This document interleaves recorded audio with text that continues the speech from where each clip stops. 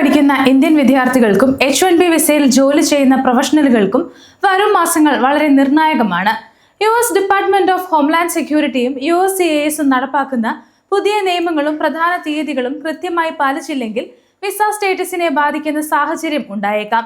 2026 വർഷം south Asian പ്രവാസികൾക്കും മലയാളികൾക്കും American immigration നയങ്ങൾ നിരവധി മാറ്റങ്ങൾ വരുന്ന വർഷമാണ്.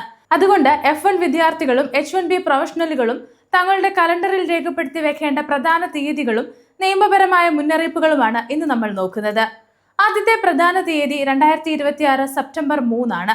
മസാച്യുസെറ്റ്സിലെ ഫെഡറൽ കോടതിയിൽ നടക്കുന്ന നിർണായക വാദം കേൾക്കലാണ് ഈ തീയതിയെ പ്രധാനപ്പെട്ടതാക്കുന്നത്.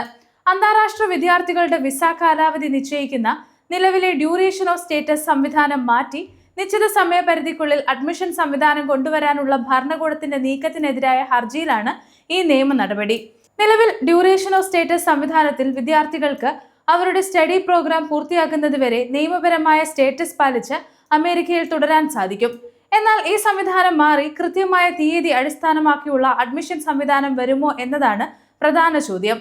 സെപ്റ്റംബർ 3 കോടതി നടപടികൾക്ക് ശേഷം ഈ വിഷയത്തിൽ കൂടുതൽ വ്യക്തത ലഭിക്കും. രണ്ടാമത്തെ പ്രധാന തീയതി 2026 സെപ്റ്റംബർ 15 ആണ്. കോടതി ഇടപെടലിലൂടെ മാറ്റമുണ്ടായില്ലെങ്കിൽ ഈ തീയതി മുതൽ F1, J1 വിസക്കാർക്ക് അമേരിക്കയിൽ തുടരാൻ നിശ്ചിത കാലയളവ് നൽകുന്ന പുതിയ നിയമം പ്രാബല്യത്തിൽ വരും. പുതിയ നിയമപ്രകാരം സെപ്റ്റംബർ 15 ശേഷം അമേരിക്കയിൽ പ്രവേശിക്കുന്ന F1, J1 വിഭാഗത്തിലുള്ളവർക്ക് ഫോം I-94 കൃത്യമായ അഡ്മിറ്റ് അണ്ടിൽ ഡേറ്റ് രേഖപ്പെടുത്തും. അതായത് മുമ്പത്തെ പോലെ ഡ്യൂറേഷൻ ഓഫ് സ്റ്റേറ്റസ് എന്ന രീതിക്ക് പകരം ഒരു നിശ്ചിത തീയതി അടിസ്ഥാനമാക്കിയുള്ള അഡ്മിഷൻ ആയിരിക്കും ഉണ്ടാകുന്നത്. നിലവിൽ അമേരിക്കയിൽ കഴിയുന്ന ചില വിദ്യാർത്ഥികൾക്ക് ട്രാൻസിഷൻ പ്രൊട്ടക്ഷൻ ലഭിക്കും.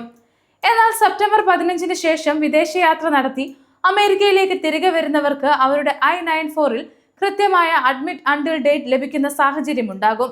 അതുകൊണ്ട് വിദേശയാത്ര ആസൂത്രണം ചെയ്യുന്ന വിദ്യാർത്ഥികൾ പുതിയ നിയമം പ്രത്യേകം ശ്രദ്ധിക്കണം. സെപ്റ്റംബർ 15 മറ്റൊരു കാരണത്താലും വളരെ പ്രധാനമാണ്. അത് OPT അപേക്ഷകരെ സംബന്ധിച്ചാണ്. നൽകിയിരിക്കുന്ന വിവരങ്ങൾ പ്രകാരം നിലവിൽ കോഴ്സ് പൂർത്തിയാക്കിയ ശേഷം 60 ദിവസത്തിനുള്ളിൽ OPT അപേക്ഷിക്കാൻ കഴിയുന്ന സമയപരിധി 30 ദിവസമായി ചുരുങ്ങും. അതായത് പഠനം പൂർത്തിയാക്കുന്നതിന് 90 ദിവസം മുൻപ് തന്നെ പഠനം പൂർത്തിയാക്കുന്നതിന് ശേഷം 30 ദിവസം വരെയുള്ള സമയത്തിൽ OPT അപേക്ഷ സമർപ്പിക്കണം.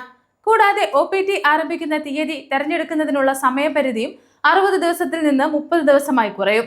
അതുകൊണ്ട് ഈ വർഷം പഠനം പൂർത്തിയാക്കുന്ന മലയാളി വിദ്യാർത്ഥികൾ അവരുടെ I-20 എൻഡ് ഡേറ്റ് കൃത്യമായി പരിശോധിക്കണം. ഇതിനായി DSO അഥവാ ഡെസിഗ്നേറ്റഡ് സ്കൂൾ ഒഫീഷ്യലുമായി സംസാരിച്ച് വിവരങ്ങൾ ഉറപ്പാക്കുകയും ആവശ്യമായ എക്സ്റ്റൻഷനുകൾ മുൻകൂട്ടി നേടുകയും ചെയ്യണം. മൂന്നാമത്തെ പ്രധാന തീയതി 2027 മാർച്ച് 18 ആണ്. OPTയിൽ നിന്നും STEM OPT എക്സ്റ്റൻഷനിലേക്ക് തടസ്സമില്ലാതെ മാറാൻ ആഗ്രഹിക്കുന്ന വിദ്യാർത്ഥികൾ ഈ തീയതി പ്രത്യേകം ശ്രദ്ധിക്കണം. വേറെ എക്സ്റ്റൻഷൻ അപേക്ഷകൾ സമർപ്പിക്കാതെ തന്നെ വിസ സ്റ്റേറ്റസ് നിലനിർത്താൻ ആവശ്യമായ രേഖകൾ ഈ തീയതിക്കുള്ളിൽ കൃത്യമായി സമർപ്പിക്കേണ്ടതാണ്. അടുത്തതായി H-1Bയിലേക്ക് മാറാൻ ആഗ്രഹിക്കുന്ന വിദ്യാർത്ഥികൾ ശ്രദ്ധിക്കേണ്ടത് 2027 മാർച്ചിലെ ആദ്യ വാരമാണ്. അടുത്തതായി H-1Bയിലേക്ക് മാറാൻ ആഗ്രഹിക്കുന്ന വിദ്യാർത്ഥികൾ ശ്രദ്ധിക്കേണ്ടത് 2027 മാർച്ചിലെ ആദ്യ വാരമാണ്. Financial year 2028 H-1B lottery registration March ആദ്യ വാരത്തിൽ ആരംഭിക്കും. ഓരോ അപേക്ഷകനും $215 ആണ് രജിസ്ട്രേഷൻ ഫീസ്. മാർച്ച് അവസാനത്തോടെ ലോട്ടറി ഫലങ്ങൾ പുറത്തുവരും. തിരഞ്ഞെടുക്കപ്പെടുന്നവർക്ക് തുടർന്ന് അവരുടെ എംപ്ലോയർ വഴി H-1B പെറ്റീഷൻ സമർപ്പിക്കാനും സാധിക്കും. H-1B രജിസ്ട്രേഷനിൽ ഉയർന്ന വേതനം ലഭിക്കുന്ന ജോലികൾക്ക് കൂടുതൽ പ്രാധാന്യം നൽകുന്ന വേജ് വെയ്റ്റഡ് സെലക്ഷൻ സിസ്റ്റമാണ് ഇപ്പോൾ നിലവിലുള്ളത്. അതായത് ഉയർന്ന ശമ്പളമുള്ളതും ഉയർന്ന വൈദഗ്ധ്യം ആവശ്യവുമായ ജോലികൾക്ക് തിരഞ്ഞെടുക്കപ്പെടാനുള്ള സാധ്യത കൂടുതലായിരിക്കും. നൽകിയിരിക്കുന്ന സംവിധാന പ്രകാരം ഡിപ്പാർട്ട്മെന്റ് ഓഫ് ലേബറിന്റെ വേജ് ലെവൽ 4 ശമ്പളം ലഭിക്കുന്നവർക്ക് 4 ലോട്ടറി എൻട്രികളും വേജ് ലെവൽ 1 വിഭാഗത്തിൽ തുടക്കക്കാർക്ക് 1 എൻട്രിയുമാണ് ലഭിക്കുന്നത്. ഇത് കരിയർ ആരംഭിക്കുന്ന വിദ്യാർത്ഥികൾക്ക് കൂടുതൽ വെല്ലുവിളിയായേക്കാം. അതേസമയം കൂടുതൽ അനുഭവ സമ്പത്തുള്ള പ്രൊഫഷണലുകൾക്ക് ഇത് ആനുകൂല്യമാകാൻ സാധ്യതയുണ്ട്. ഇതോടൊപ്പം അമേരിക്കയിൽ ജോലി നഷ്ടപ്പെടുന്ന H-1B പ്രൊഫഷണലുകൾക്ക് 60 ദിവസത്തെ ഗ്രേസ് പീരീഡ് വളരെ ശ്രദ്ധയോടെ ഉപയോഗിക്കണം. ഈ കാലയളവിനുള്ളിൽ പുതിയ ജോലി കണ്ടെത്തുകയോ സാഹചര്യത്തിന് അനുയോജ്യമായ മറ്റൊരു വിസ കാറ്റഗറിയിലേക്ക് സ്റ്റേറ്റസ് മാറുന്നതിനുള്ള നിയമപരമായ നടപടികൾ സ്വീകരിക്കുകയോ വേണം. അതിനാൽ അവസാന നിമിഷം വരെ കാത്തിരിക്കാതെ നടപടികൾ നേരത്തെ തന്നെ ആരംഭിക്കുന്നതാണ് സുരക്ഷിതം. അമേരിക്കയിലെ F1 വിദ്യാർത്ഥികളും H-1B ജീവനക്കാരും മറ്റൊരു കാര്യം കൂടി പ്രത്യേകം ശ്രദ്ധിക്കണം. നിങ്ങളുടെ I-94 രേഖ ഡൗൺലോഡ് ചെയ്ത് സുരക്ഷിതമായി സൂക്ഷിക്കുക. വിദേശയാത്ര നടത്തുമ്പോൾ നിങ്ങളുടെ I-94 പാസ്പോർട്ട്, വിസ, I-20 അല്ലെങ്കിൽ ആവശ്യമായ മറ്റ് ഇമിഗ്രേഷൻ രേഖകൾ കൃത്യമായി പരിശോധിക്കുക. പ്രത്യേകിച്ച് പുതിയ നിയമങ്ങൾ പ്രാബല്യത്തിൽ വരുന്ന സമയത്ത് വിദേശയാത്ര ആസൂത്രണം ചെയ്യുമ്പോൾ കൂടുതൽ ശ്രദ്ധ ആവശ്യമാണ്.